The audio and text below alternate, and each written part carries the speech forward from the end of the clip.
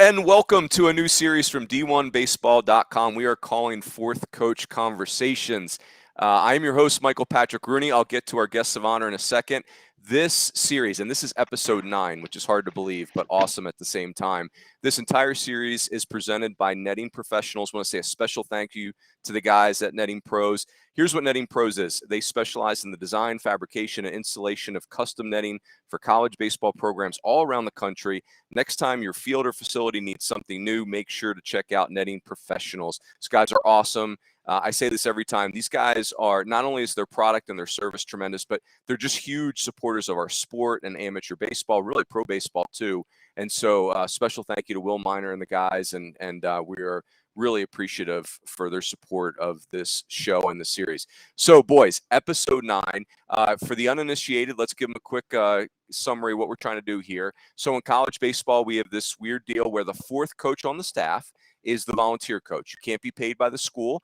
You cannot recruit off campus. You can't even have benefits from the school. And so you're still the fourth coach. You know, you're coaching Division I athletes. Some of you guys are coaching bases. Some of you guys are running the pitching staff. But yet we have this wonky thing. So we thought this series would be a great way for selfishly for me to get to know you guys, for other people that love college baseball to get to know you. And I say every week, I hope this is the first of many conversations. So my goal is I don't want to talk as much as I want to hear from you guys. So let's kick it off. And Riley, you're going to go first. So introduce yourself to everyone and just kind of give us a bullet point of your resume, including your playing career, meaning where you grew up, where you played, where you're coaching right now, and how long you've been there. So Riley, go ahead, kick us off. Hey, by the way, Riley, happy birthday, buddy. Awesome. Thank you very much. Riley Mccauley, volunteer assistant at Troy University. I'm from Sterling Heights, Michigan.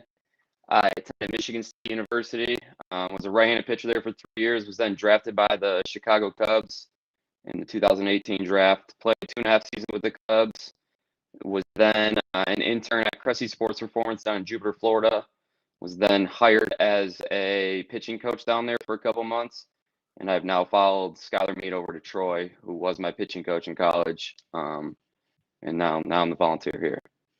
Awesome. Hey, so Riley, I got some follow-up questions for you. So you go to Michigan State as a shortstop. You get converted to pitcher. Tell me about that. What did that happen like fall your freshman year, or how quickly that happened? Because if I'm understanding the timeline, your sophomore year, you really became a lights out closer. So your conversion happened. Well, it certainly happened very successfully, but it looks like it happened very quickly. Yeah, so I went in as a shortstop and / right-handed pitcher. Went through the fall, did not hit very well, didn't adjust well to the velocity and spin at the Division I level. Had a live arm velo, was ticking up during fall ball, was throwing strikes, and it was kind of one of those deals where it was just like, I think we're gonna use you a lot out of the bullpen, and we don't see you in the lineup here. So it was one of those deals where it was kind of easy, and then from there I kind of skyrocketed as I got in a routine and started developing a good pitching coach and all that. So what was your arsenal when you pitched? What kind of pitcher were you? I would say probably 80% fastball, four seam, probably 18-19% slider, and then I would throw an occasional changeup. My junior year, when I went back to becoming a starter, I did start throwing a changeup a little more and added a little two seam in there, but out of the bullpen, it was fastball, slider.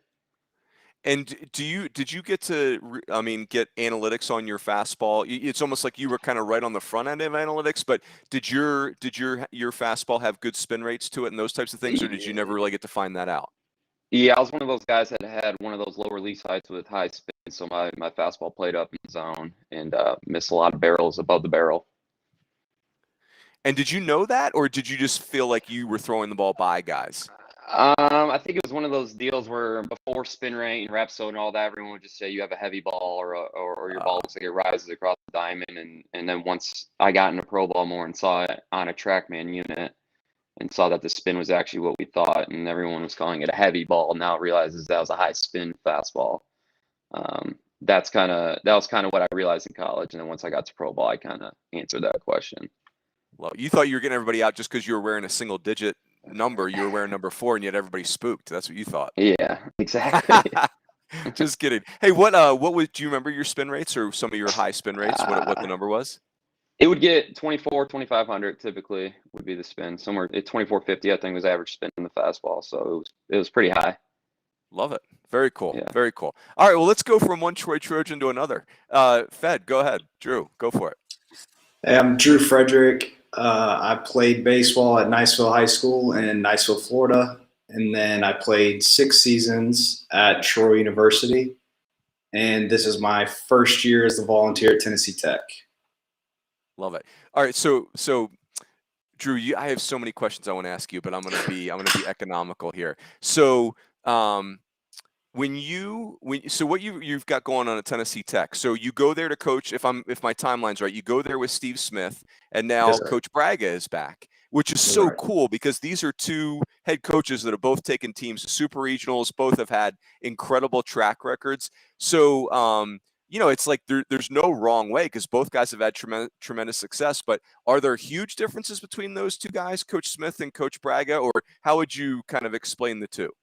So I think the best way to explain the differences is Coach Braga is like 100 miles an hour all the time. Like I look at him and I'm like, how do you do it? Like how do you always have so much energy and you're always moving around, you're always doing something. And Coach Smith was more of a laid back type, like kind of just sit back and kind of facilitate things and be the head guy from afar, where he was running things, but he was just kind of taking a back seat a little bit. And Coach Braga he is all in 100 miles an hour all the time. So I love it. Very cool. All right, so let me ask you a Troy question. I see your question, Rob Paul, over there in the chat. We might get to that question. That's a good one. So, Drew, here's the question. Your freshman year, I think I can make an argument that you're the best player ever at Troy, unless I'm missing an obvious choice, but your numbers and everything you accomplished, you played on an all-time, what I would say one of the great teams at Troy in 2018. But your freshman year, it looks like you got your teeth kicked in pretty good, but played every day and kept yourself standing. But then your sophomore year, your next 4 seasons are just tremendous. So what did you just need to go to summer ball, get your confidence together and get back to it? Or what was the difference between who you were as a freshman and the rest of your career? I think as a freshman, I was just trying to get my feet wet. I was kind of scared to make a mistake, scared to do something wrong. And then once I kind of established myself as being a starter on the team, I kind of opened up and just wasn't afraid anymore. Didn't care if I swung and missed. Didn't care if I struck out. I knew that it's going to happen now. So I think it just freed me up and just kind of maturing from freshman year to sophomore year, where I just took a big stride. So it sounds like mentally was where it really changed. 100%. Like felt like you belonged. All right, last one for you, and we'll go to Ram. So for whatever reason, there's 16 regionals every year, but that 2018 Athens regional that you played in is one that is top of mind for me. It's Georgia's hosting. Duke is going to run to the super regional after almost getting eliminated very, very quickly. A very good Campbell team's in there. Your team from Troy was super offensive. Give me a memory of that Athens regional. I think so. The first night we were delayed like 3 hours or something crazy, where we had to they kept moving the game back. And as a sophomore on that team, I was like, man, this kind of sucks. Like we just keep getting moved back. But nobody on the team like seemed to care. Like it didn't matter to them or to anybody else, like when we were going to play or anything like that. And so the whole time we were locked in and just watching the players, like the leaders on the team in front of me, how locked in they were. It was a really cool thing. Like we were just sitting in the bus and like everybody was so anxious to get out there, and it was raining so much and nobody cared. Like the energy was still really high. And I thought it was kind of a had to be there moment, just because like you had to experience like that energy the whole time. But I thought that was really cool. So it was really fun to play there too. It was a really cool place. And you guys were the ones that shut Duke out first, right out of the chute, right? You beat Duke 6-0, Yes, and then Campbell's beating them 8-0. I'm texting people, what's the expression, TFCO Duke, right? Thanks for coming out. Enjoy enjoy the gear. Goodness, yeah. Then they come back and do something. So very cool, very cool. Ram, go ahead.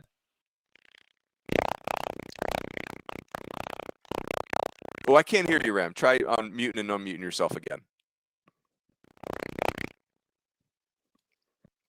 That's still very. Are you guys hearing Ram okay, or is it choppy for you guys too? Choppy? Hey, Ram, do this. I'm going to go to Michael. Try disconnecting yourself and then reconnecting, and then let's see if I'll flip back to you. Because, yeah, I'm getting that choppy sound. Cool. Michael, go ahead. Jump in.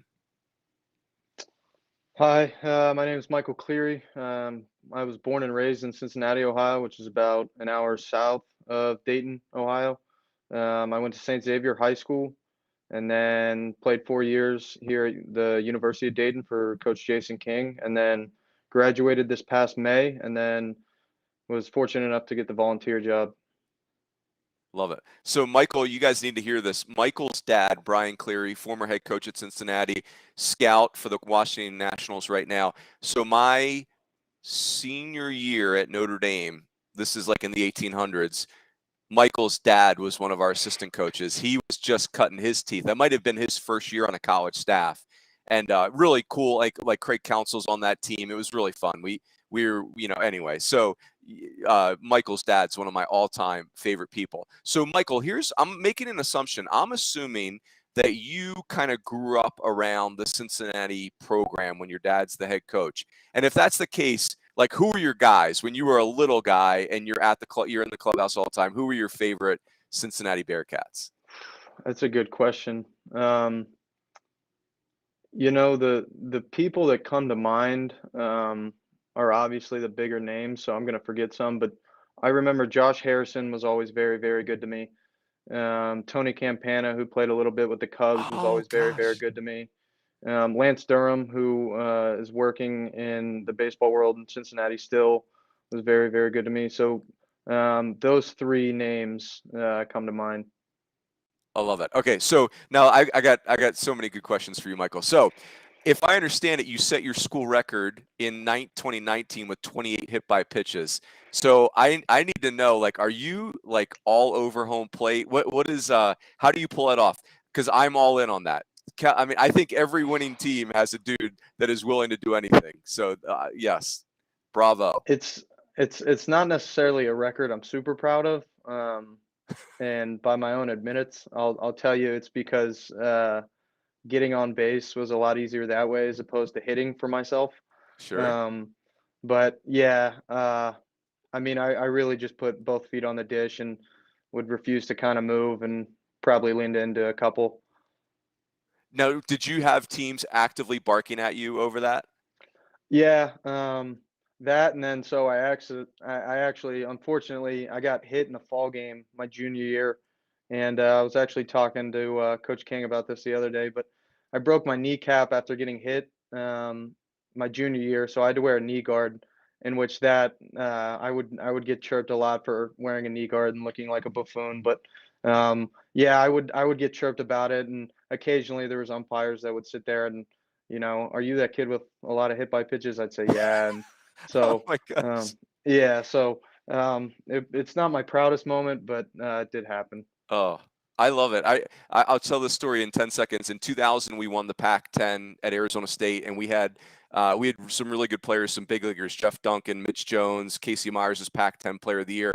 But the guy I remember was a little Hawaiian outfielder named Jonah Martin. He was like 5'8", 195 pounds. Now think about that. Like, he was like a Zulu warrior, and he led off for us. And he got hit by a pitch 37 times that year. Only got to go to first base 28 times. But teams were so like messed up mentally by Jonah, but of course, like, they would not chirp at him because he would murder them, right? Like, this dude's Yeah. 190, yeah. And so, but by the time they got themselves together, Casey Myers has hit a home run, or Mitch Jones, or whatever. So I'm all in on that. Last one for you, Michael. First time through. What's an area of baseball that you and your dad disagree about? Like base running, infield play. What's an area that you guys disagree on? That's a really good question.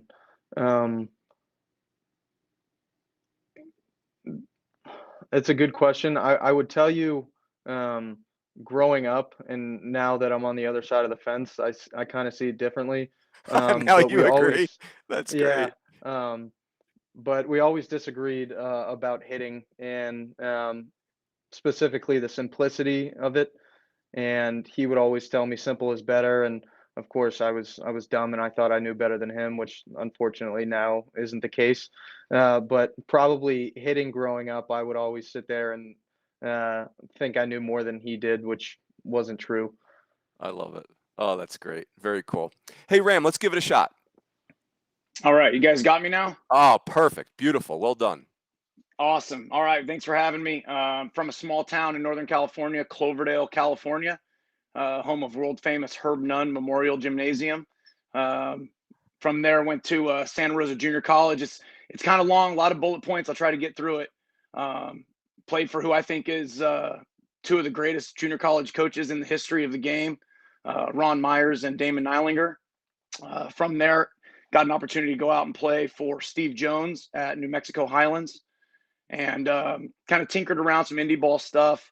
Was just a scrappy utility guy, couldn't really hit, couldn't really do much, could run a little bit and play some defense, so kind of extended my career.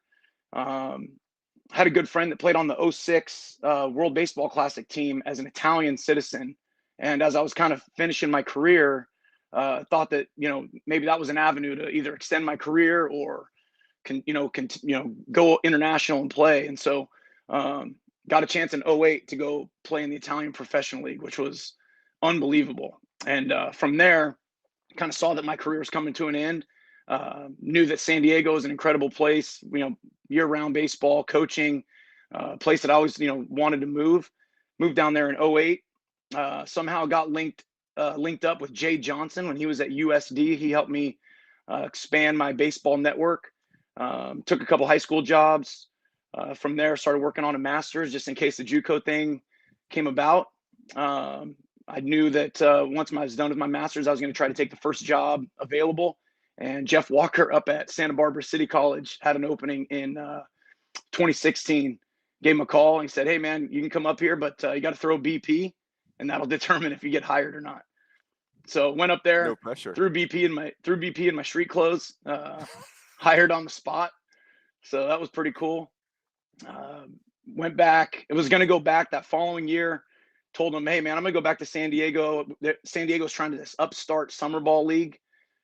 Coached in that for the summer. Was working some summer camps, and kind of full circle. Rich Hill was looking for a director of baseball operations, so took that job, and then again full circle. Jay Johnson that following year, I think had a hand in me getting the volunteer job there. 1 year later, land at UC San Diego. Been there. This will be my 4th year on staff. So it's an incredible place. Transitioned from D2 to D1 last year, competing in the Big West, and got an opportunity to go play in Cary, North Carolina. So something that I didn't get to do as a player, as a Division II player, we got to do as a coach. That was really cool. Awesome. Oh, Ram, so much good stuff there. Hey, is your BP that good that you can do it in street clothes? That's impressive. No, it's average at best. I think I got lucky that day and just was flipping up some strikes. Oh, that's great. Hey, so were you there your first year at UCSD? Were you guys Division II at the time, or you were Division I but not eligible for postseason? We were Division II, so we had 2 seasons left, and the final season was the COVID year. So we went to the World Series. That was the 3rd year in a row. Coach Newman had done it with a previous staff 2 years prior. Then Coach James took the job at Point Loma, took Coach Calhoun with him. Coach Bloodworth went to Irvine. And then he assembled a great staff, Coach LeBlanc, Coach Harvey, and Jonathan Johnson, who's now at the Pirates. It was an incredible staff, and it was really cool to see the systems at play, right? It was really cool to see how we could transition to a staff of new guys and put the systems in play, and you could see why there was so much success there. But yeah, and then that COVID year hit. We were number 1 in a couple polls. Looked like we were kind of getting it going, getting to make another run, and whatever happened, and now we're D1, so now we're in that probation period. Gosh, I love it. Hey, last one for you, Ram, as we keep whipping around. There's a lot of schools that are thinking about Division II to Division I. I feel like I read about a new school considering that every day. If you were to give one piece of advice to a baseball coach that's going to have to take his program from D2 to D1, what's the advice? Yeah, I think the biggest thing that we come across is how do you sell, how do you sell that to the kid and the family, right? A lot of kids, it's tough because a lot of kids aren't as concerned as maybe our generation or older generations were about playing it in a national championship. Like I remember I wanted to play college baseball because I wanted to go to Omaha. Right. And then once that wasn't a reality, the program that I chose at New Mexico Highlands was because they had a real chance to go play in a regional, which we did. And it was like I wanted to win, right? And now it's more about, okay, what can you do for us as a family, right? So my advice would be, sell that as why you want them to come there, is that you can help them prolong their career more than Sure. The playoffs. Yeah, no, that makes sense. Yep, cool. Chris, go ahead. All right, Chris Johns. I'm this volley at USF. I'm from Colorado Springs, Colorado. Started off at Lamar Community College. From there, I went to Louisiana Lafayette. Played 1 year there, and back then they had the one time that you got to transfer for free. So I went to the University of Northern Colorado to finish my playing career, and that's where my coaching career started, was at the University of Northern Colorado with Kevin Smolcom. Mark Reardon gave me an opportunity to go to Iowa Western Community College for 3 years from 2010 to 2012. From there, went to Hofstra University with Coach John Russo. Was there for 3 years, and then I went down to Northwest Florida State College down in Niceville, Florida, under Doug Martin. I was there for 6 years, and then this summer in July, Billy Mole over here at USF gave me the call to come over here and be his volley. So that was pretty easy for me to do, to jump in the car and come on down 6 hours. All right, so Chris, I got to ask you about Iowa Western. I am a huge Mark Reardon fan, and your 3 years there are just outrageous. Like, so your first year there, you guys win a national championship, first one at least that I could figure out that Iowa Western had won, and then you finish third the next year, and then your third year, you guys go 62-6 and win a second national title. So I would love to know about those 3 years at Iowa Western. Like, how does that place go from? I mean, maybe they were great before and I just didn't know it, but they went from wherever they were to top of the food chain, it felt like, overnight. Mark Reardon, I give him just about as much credit as I can for where I'm at now. He actually was my coach at Lamar for one semester back in like 2003, and then he left to take that head job. But he's nonstop. He is constantly coaching. Obviously you have to get some players, and Rob Allison was the recruiting coordinator at the time, and he worked hard with getting the players, but just the everyday coaching that Reardon does, from base running to the infield to outfield to pitching, like, he's nonstop. And in junior college, you have unlimited hours, and by God, he took every second he could to coach, whether it was in the weight room or practice. He head coach, he did the weights at 5:30 in the morning. So he had his hands in everything, but he's a phenomenal coach. He gets the best out of his players. And I think one of the best, compliments that we ever heard when I was there is that when you got a guy from Iowa Western, you knew what you're going to get. And because those guys, the work ethic that his players have is incredible. So it was fun to learn. We got to win a lot of games, and we had a lot of really good players. And shoot, some of those guys are still playing in pro ball, so it's fun to follow them. Who were some of the famous players from that 3 year stretch when you were there? I think the guy that's still playing is Dan McTomshay. He's from Iowa. He actually got drafted 5 times. Oh, wow. Out of high school, had both years at Iowa Western and then both years at Auburn. And he was with the Phillies for all these years, and he just got picked up. I can't remember who he's with now, but he's probably the best one when I was there. Love it. And then you were living in the dorms and eating in the cafeteria? I did for 1 year, and then I got moved up, and I got to get an apartment, and I was a paid assistant for 2 years. How's that cat food? Solid, or was it like Shawshank Redemption? No, it was like it was the best. We had a football team there, so it was buffet. You had your salad, your cereals, your multiple different hot meals. You had a pizza stand.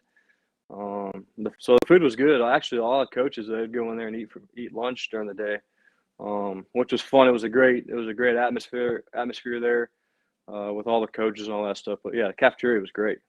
We need to put that in our volunteer negotiations with the NCAA. We want to recruit off campus, first of all. And if you won't pay us or give us benefits, at least give us free food at the cafeterias. Maybe that would be a step in the right direction. I'm in on that. Anytime there's free food, I know these guys. They're like me. You're there.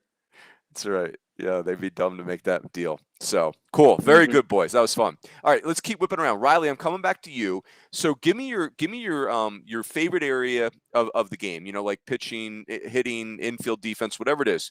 The area that you're most passionate about. And I want you to try to boil your core beliefs down to 3 sentences or less. So you probably missed some stuff, but the area you're most passionate about. Give me your core beliefs, 3 sentences or less. Riley, go ahead.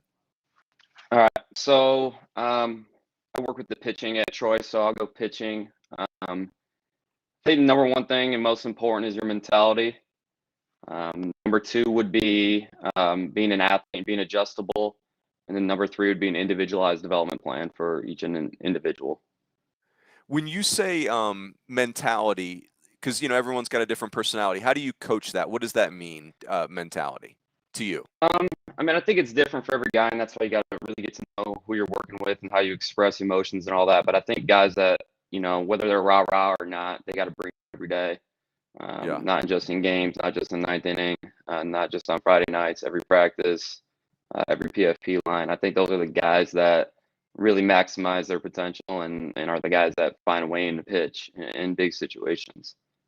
And Riley, when you say be an athlete, I interpret that as, hey, there are times where you got to really turn your brain off and just compete.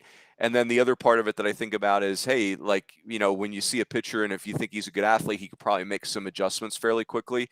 But where do you lean in that when you're talking to pitchers about being an athlete? Is it the not getting robotic, or is it more that, hey, you got to be athletic enough to feel, what your body's doing and react on the fly? Yeah, I think a little bit of both. I think we live in a day and age now where analytics and movement, all that is very important. People listen to it and research about it, but you also can't be a robot and overthink. So I think being a good athlete and understanding the information, but being able to apply it and still get outs and still move properly is very important. So yeah, that's how I would put it down. Not robotic. Love it. Okay, cool. Very good. Drew, go ahead. All right, so mine would be hitting. My philosophies would be pretty simple. You start with approach, know what you're doing at bat to bat, pitch to pitch, what you're trying to do, and then connection, which is what your body's doing as you're swinging the bat, like knowing what it's doing the whole time and being connected with your body, with your upper body and your lower body at the same time, and doing damage. At Troy, I figured out that I didn't really care about hitting singles too much, and I think that changed a lot in my head and the way that I approach helping out hitters is, hey man, like we're trying to hit doubles and home runs and triples. Like you're not going up there every at bat, like whatever the game calls for. Hit a single up the middle, drive a guy in. But I mean, I want to do damage all the time, so that would be mine. And it sounds like, Drew, that was an acquired taste for you. Like, did you start your career just trying to collect singles, and then I think the hard part about that is you worry that if you start to be more aggressive, my singles are going to go away. Or what was the hardest part of that transition for you? It was accepting failure for me. I didn't want to fail and swing and miss and strike out when I was young. And then I figured out that, well, I'm not doing any damage now, so what am I really bringing to the table? And once I made some changes and changed my approach, and it kind of opened up a whole different ball game for me. And that's how I approach the guys at Tennessee Tech is, hey, like you got to be ready to fail. Like, you're going to fail. Like you got to accept it and just move on from it. Don't be scared to fail. So love it. It always, whenever I'm in these conversations, it reminds me of Justin Turner, who was kind of a singles hitter in college, obviously a really good player at Fullerton, but he's like this beautiful blend of, in an advantage count, he's just not afraid to look like a jerk. And then with 2 100%. strikes and he needs to put a ball on the field, he can do it at will. It's almost like you can do both. You can be both of those players in the same uniform. It's awesome. Absolutely. Yep. Ram, go ahead. All right, you guys got me? Double check. Yes, sir. You good? Awesome. I go back and forth between infield and hitting. Just there's so much variability in the infield and so many different ways you can catch a ground ball. But on the hitting side of it, everyone's so unique and so different, right? And like he's saying, navigating guys' swings and guys' minds, not getting caught up in certain mechanics, right?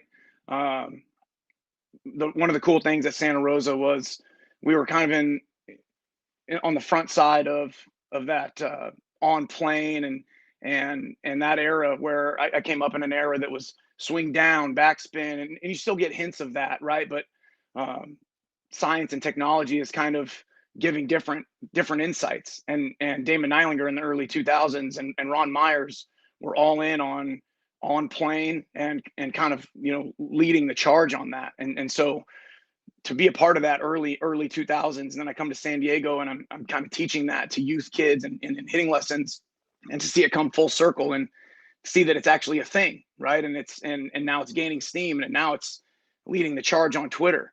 But different variability, in there, and teaching approach. And if I could break my coaching philosophies down in 3 sentences, I'm gonna steal this from Coach Newman. And wherever I go, for as long as I coach, catch every thrown ball. You go around, and he did an ABCA presentation a couple years back where if you just go watch a baseball practice and watch how many balls touch the ground, you would be blown away. And we catch every thrown ball, and we really believe in it, and it's something that really matters. I know that's more than 3 sentences, but You're good. I love it. I'm stealing that too. Catch every thrown ball. That's awesome. That's right. It sounds simple. It sounds simple. It's just something that's real easy to hold guys accountable to. Catch every thrown ball, not coaching the athleticism out of guys, and not getting cheated. That's something that I love at UC San Diego. It's a Big West school. I tell people all the time, we're not a traditional Big West program. We're not Cal State Fullerton. We're not going to sit there and dink and dunk, and we are our own system, and we let it eat, man. Love it. Very cool. All right, Michael, your favorite area, 3 sentences or less, your core beliefs. I'd go into hitting, and something I'll kind of steal from Coach King and the philosophy here, and a mixture of my dad. One is just the simplicity of the swing, in terms of how long can you keep your bat in the zone, and how well you can stay through the ball up the middle, to give you that room for air. 2 is just discipline in terms of what are we swinging at, why are we swinging at it, what are we hunting in certain counts. And then 3 would just be 2-strike approach / just a competitive mindset of, at the end of the day, shouldn't really matter and doesn't really matter what it looks like. My job's to get a hit or get on base or whatever the situation calls for. So just really those 3 things. Michael, with 2-strike approach, and especially the guys that it's going to be really important for, the on-base guys in your lineup, do you believe in the physical adjustments around? I mean, 20 years ago, 2-strike approach meant everybody climbs on the plate, everybody chokes up on the bat, all those different types of things, which, were fairly functional and worked. But for you, is it more the mindset around it, or is it like you do want to coach some of those physical adjustments with certain hitters? I think it depends on the guy. For me personally, I think it was a mixture of both in terms of trying to shorten up. But also we have guys that I've seen that don't necessarily make any physical adjustments. They just kind of get into the compete mindset, if that makes any sense. Sure. So I think it depends on the guy. Yeah, for sure. I like it. Very cool. Chris, go ahead. All right, I think I'm going to be a little bit different. I've coached every position group as a college coach. So I'm just going to go recruiting. And Yes, I'm going to love it. say the big thing with recruiting, it's just you got to find the right guy for your program. And just like hitting or pitching or catching, like your philosophies with that are constantly changing. You're trying to learn as you go. But the last 6 years in Northwest Florida, I got to recruit a lot, which I'm very thankful for that opportunity. But I'm gonna go with that. You just got to find the right player for your program, and that's where everything goes. It starts from that. You get the players, you're gonna have a chance to win. Chris, do you think a big part of that, finding the right guy for your program, is what it looks like and you got to get out there and see it? Or is it a lot about the contacts that you have in your areas trying to describe that player to them so it's almost like they're on the lookout for you? I think it's a little bit of both. But the more you're out, the more players you see and the more people you meet. And the more people you meet, the better chance you have to get more players. So I think it's important to get out and obviously see guys with your own two eyes, and because there's a lot that you see that you can't, that like things that you just might want to see. But you also have to have the contacts and the people that you trust, and that's I think it all goes hand in hand. But then it's just find the player that best fits the personalities of your coaching staff too.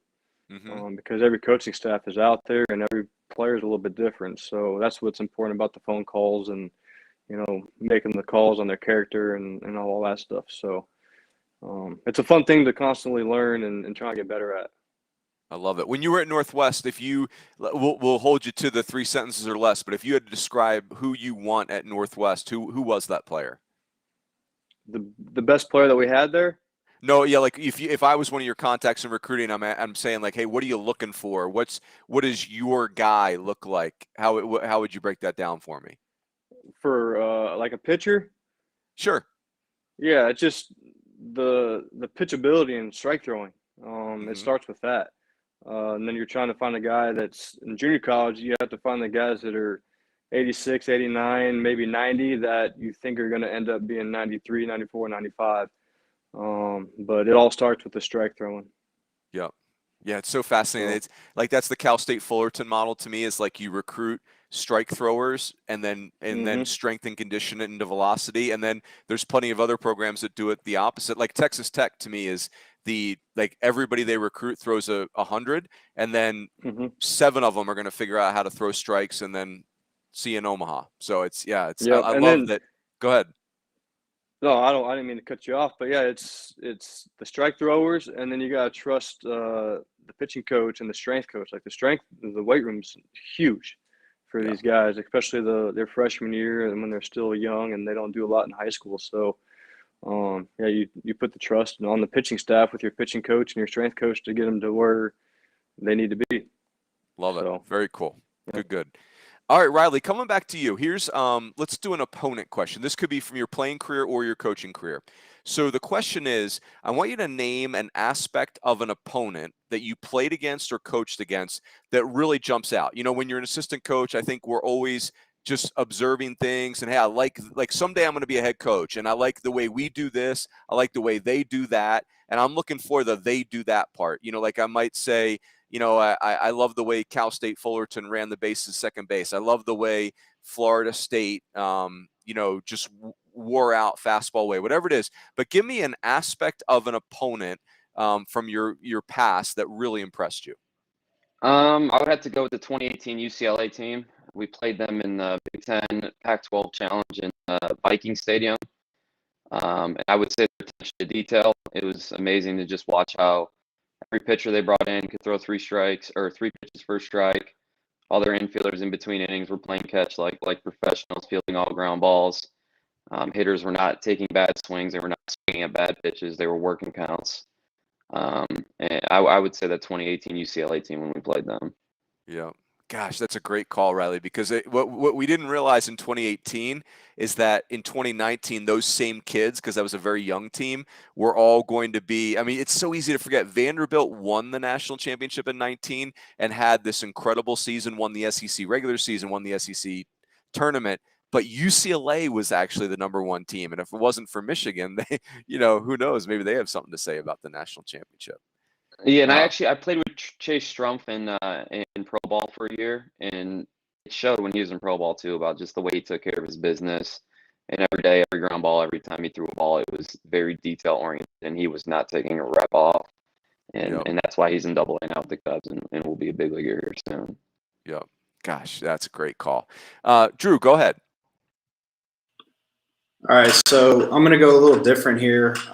It's not really it doesn't really have to do with baseball itself, but the way that University of Lafayette carries themselves, or Louisiana Lafayette, the way that they carry themselves and the swagger and mentality that they have every single year is something that I always looked at as like, if I'm ever a coach, that's what I want my team to look like. That's what I want our team to look like.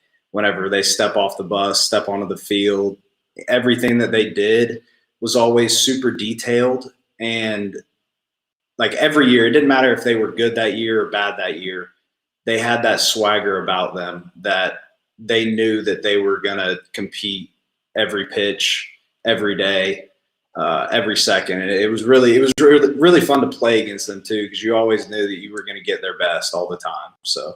Yeah, and that when you were playing against them, that was always Coach Robichaux, right? Like it was all the teams that you played against were Coach Robes. It was Coach Robichaux, and then it was Coach Deggs after that. We had Coach Deggs for, I guess it was 2020, so he was there for the COVID year, and then last year, obviously. So yeah. Love that. How do you get that, Drew? Is it the coach? Is it the coach's personality that those players are embodying? Is it the coach giving the players the room and the oxygen to have that swagger? Like, I think that's the ultimate question. How do you get that?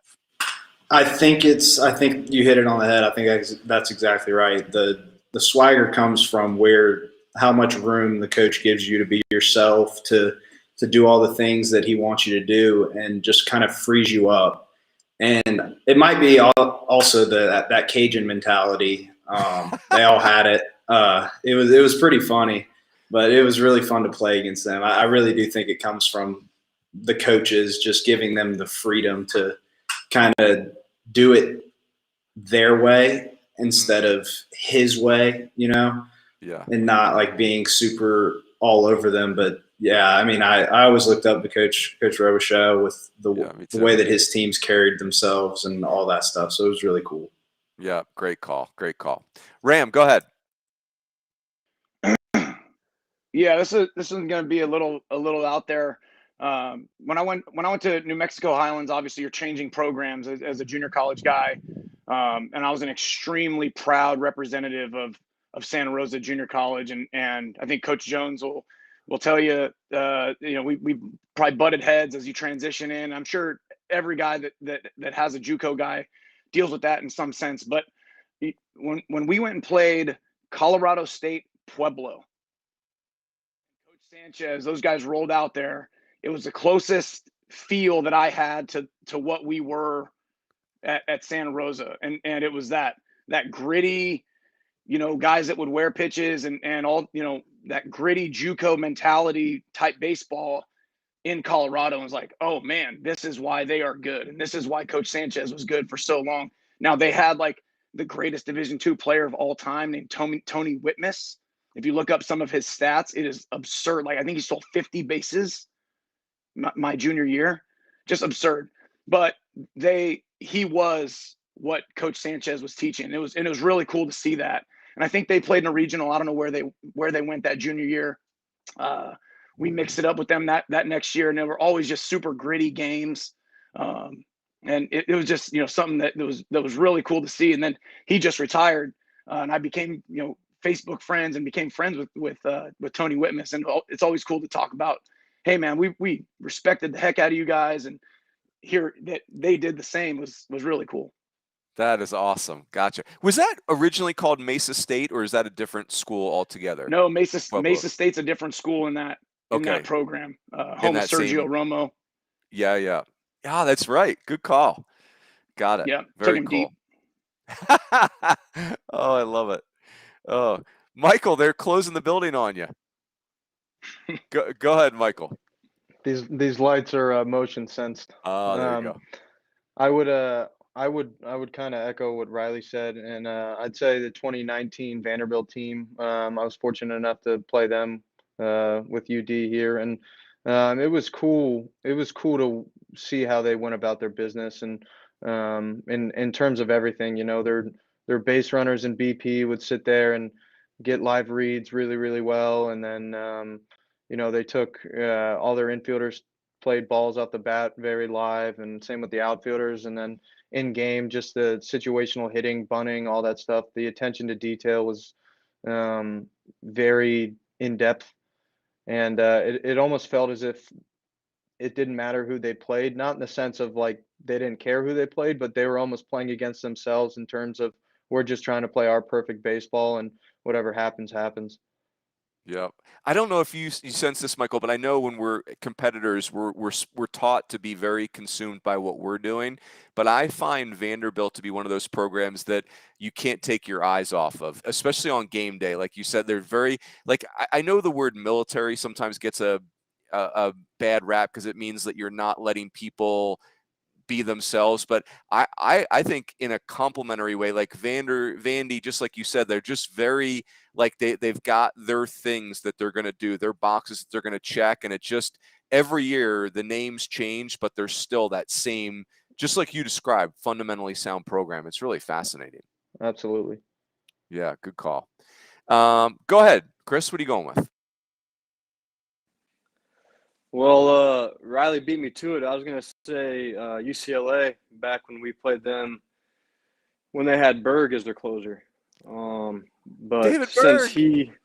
he was so good, but since Riley took UCLA, I'm going to go to DBU back in I think it was 08 or 09. But again, it's the attention to detail and how the team plays. Everyone's running hard down to first base and breaking down. Everyone's always backing up in the right place, doing the little things right. So that stuff stands out, and I think that's one reason why DBU is good every single year. Gosh, and Coach Hefner is so, like great coaches want to coach for him. I think about Coach McCarty and Wes Johnson and Dan Fitzgerald, and Coach Newman's a DBU guy. Yep. And it's just he's had so many great coaches there. I think that's a great compliment for a head coach where really good, really talented coaches want to coach with you. So, yeah, it's a good call. And you talk about DBU. Actually, just talked to Dan Fitzgerald this evening. And he's a JUCO coach. He used to be at DMAC as a head coach, and now he's at LSU. But yeah, I think DBU is a really good place, just kind of like UCLA and how they do their things. Yep, agreed. All right, guys, this is a question I've not asked in the first 8 episodes, but I want to honor. We've got Rob Paul over there in the chat. He said, "How do these fellows pay their bills?" So you guys have probably heard me mention that I was a volunteer when I first started at Arizona State. So let's just roll out some of the ways we've made. You guys are making money to pay the bills. So when I was at Arizona State, I caddied in the fall at Paradise Valley Country Club on Monday afternoons. Almost got the caddy for Dan Quayle. I did math tutoring. My mom was sending me $60 a month for groceries, which was hilarious. I was 30 years old. It's a little embarrassing. And then lessons and camps. So, it could be just baseball stuff. But Riley, as the volunteer, what are you doing to make money? Yeah, so all my money is camps, whether I'm working camps or running camps at Troy or I'm going to help at other universities. It's all camp money is all the money I'm bringing in.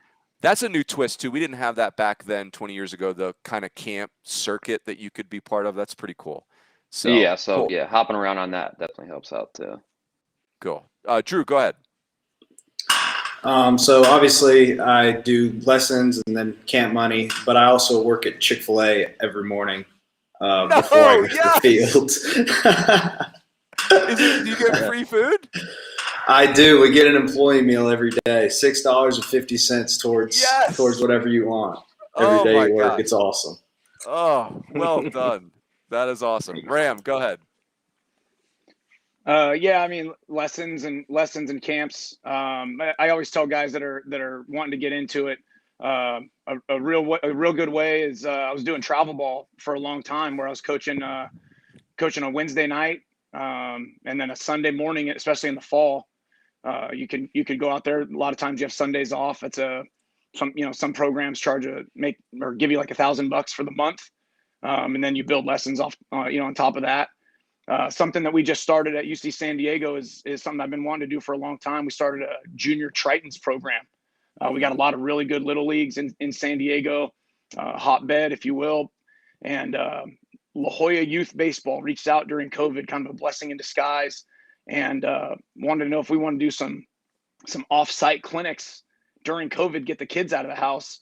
And that blossomed into this really awesome junior Tritons program. I just coached a group of 6, 7, and 8-year-olds in the fall. Our ops guy who just took a job, Justin Beck at Pomona, was going to be my right-hand man. He took that job. And so I got all 3 teams in the fall. And for anybody that's want to make a few extra bucks, it's an incredible way to get yourself out in the community, but also, there's no more pure form of baseball than, when you teach a 6-year-old how to go head first into third base. So it's awesome, man. Oh, well done. That is awesome. Michael, you got to figure all this stuff out. You're year 1, but what do you got for us? I'm so far it's just been camps and then clinics and events around the area. I kind of started over the summer by working some events in the Midwest, and then since I've gotten on campus, it's really just been our prospect camps. Yep, makes sense. Chris? Oh, you're muted, Chris. Unmute one more time. Oh, I think he kicked him. There you are. There we go. We good? I got you. Yes, sir. Yeah, just camps. My first volunteer job, though, at Northern Colorado, I served tables at Texas Roadhouse. So I had a lot of those roles. But, yeah, just camps right now. Oh, that's great. Good answers, boys. Gosh, that made my night. Well done. All right, Riley, you are going for your next position, and I'm the hiring committee. Give me I'm going to make 3 phone calls to learn more about you. Who am I calling? Who do you want your 3 phone calls to be? So number 1 would be Skylar Mead, Coach Mead, head coach at Troy. He was my pitching coach in college, obviously, and now I'm working under him. So he would know me as a player and now as a coach. Brian Kaplan, who was my boss at Cressy Sports Performance, he is now the assistant big league pitching coach with the Phillies. I've spent every single day with him for about a year, so he knows me very well as a coach. And then third, I would have to say probably my academic advisor at Michigan State, Melissa Talent. I think you could call any of my ex-coaches and find out who I am as a player, but I think she would really be able to tell you who I was as a person and how I treated everyone else around the university. And I think that would go a long way. Oh, great call. Hey, when you were at Cressy, is that up in Boston? I've never been there. Where is that? So yeah, there's two locations. There's one in Jupiter, Florida, and then there's one in Boston. So I was in the one in Jupiter, Florida, but there is a big one in Boston as well. Okay, cool. Awesome. Very cool. Drew, go ahead. So my 3, the first one would be Coach Smith, Coach Steve Smith.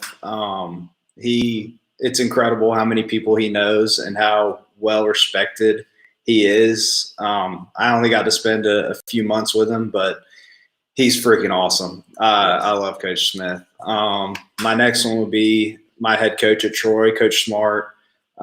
He knows me pretty well. I was there for 6 years, so he's made a lot of contacts. He's been around the game for a long time. He's super respected, so I would go with him. And then Coach Phillips, Brad Phillips, who was at South Alabama now. He was the pitching coach at Troy when I was there for 3 years, and he coached the Niceville High School where I went when I was in middle school. So we've known each other for a long time. He didn't coach me in Niceville, but he's known me for a long time, and he's super respected around the Southeast and stuff like that. So those would be my 3. Very cool. Ram, go ahead. Yeah, Coach Newman, who I work for right now. I think he's been around the block between pro ball, DBU, and Nebraska. He'd give you a pretty good, honest feedback. One of the greatest things about him is his straightforwardness and honesty. Same with Damon Neilinger, who would be number 2. I don't think there is a more honest person on the planet. Sometimes to a fault. And then the third one, kind of out there, is a guy that I coached with in the Northwoods in 2018, Chris Sabo, Mr. Rex Specs himself. No way. Yeah, He coached. we Coach Sabo did the Northwoods League before he was head coach. Yeah, that's right. Yeah, he transitioned from IMG, to the Northwoods. Wanted to get a little taste of college baseball, and I happened to be on the staff there with him. And it's just a little different in the summer, right? You're not confined by your day-to-day stuff. You're not patching nets, and you're not doing lessons, and you're not dragging the field and whatever else volunteers do to survive. So you get a more coach. You get to be more of a coach on a day-to-day, and I think he'd give you some good sound bites. Oh, that's really cool. Gosh dang, that's awesome. Michael, go ahead. I'm going to call your dad, but you can include him if you want. I was going to leave him out just out of unfairness. But the first one would be Jason King, who is the head coach here at UD. I played for him for 4 years, and then this is my first year coaching with him. But he's been incredible to me, giving me this opportunity that I'm super thankful for. The second one would be Brad Metter, who is the assistant under my dad at UC, who's now the assistant GM to the Reds. He's been very, very good to me and my family, and we formed a strong connection there. And then the third would be I was fortunate enough to room and play with Mariano Ricciardi, who was recently drafted by the Oakland A's. His dad, JP Ricciardi, who is now with the Giants, has been very good to me as well. So your buddy played at UD too, the younger Ricciardi? Yes, I was. Oh, wow. He got drafted last year, and we've been roommates for the past 2 years. Oh, so cool. Super cool. That's great. I had no idea. I didn't know that connection. That's awesome. Mm-hmm. Hey, is Brad Metter does he run the scouting department, or what's his actual, or is he now like just an assistant GM? He's not doing anything specific like that. I believe he is in charge of the Red scouting department. Yeah, that's what I thought. That's awesome. Gosh, very cool. Chris, go ahead. I'll go with Billy Mole, my current boss here at USF. I'd have to say Mark Reardon from Iowa Western. And then Brad Bohannon, the head coach at University of Alabama. I've known him since probably 2008 when he was at Kentucky running the roads. I was coaching the Northwoods League, and he was out there watching one of his commits. So Love those would be my three. Yep. Gosh, those are good ones. Really good. Really good. Hey, boys, before we wrap up tonight, because we do have quite a bit of Troy connection here. So I've never been to Troy, but that ballpark I'm enamored with. It looks so cool. And the right field fence looks just super badass. Pardon my French there. What, Riley or Drew, can you guys educate us on, like, is there like something behind there that fence is protecting, or what's going on with that really cool right field fence? And is it Riddle Price Field? Is that right? Yeah, Riddle Pace Field, and Drew would be able to tell you more about the actual hitting home runs over that fence and all that. But there's a student rec center out there that was just built a year or two ago that it is sort of protecting. But besides that, any ball that flies out there is going straight into the street, and any car that may be driving by.